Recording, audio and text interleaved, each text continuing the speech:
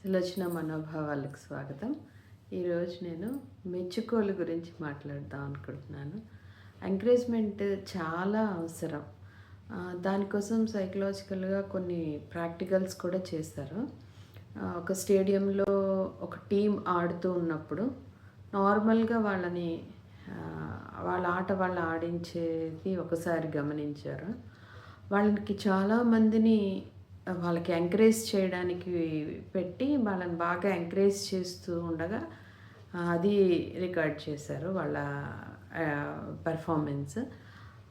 రివర్స్‌లో నెగెటివ్‌గా అంటే కోడిగుడ్లు పెట్టి కొట్టడం, టమోటాలు పెట్టి కొట్టడం, వీళ్ళు సరిగ్గా ఆడకపోతే ఆడుతూ ఉంటే కూడా అలా చేస్తూ ఉండడం వల్ల అంటే వాళ్ళకి నెగెటివ్‌గా ఎంకరేజ్మెంట్ అవ్వకుండా చేస్తే ఎలాగ వాళ్ళ పెర్ఫార్మెన్స్‌లో ఏం చేంజ్ వచ్చింది అని అది కూడా చేసి చూసారు ప్రాక్టికల్.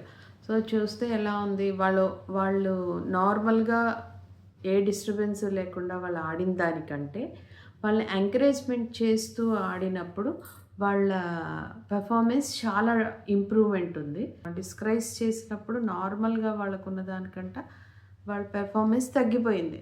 సో, దీన్ని బట్టి ఏమర్థమవుతుందంటే ప్రతి మనిషికి ఎంకరేజ్మెంట్ చాలా ఇంప్రూవ్ చేస్తది వాళ్ళ అవుట్‌పుట్‌ని. సో, ఇప్పుడు పిల్లలకి తల్లిదండ్రుల నుంచి ఎంకరేజ్మెంట్ రావాలి.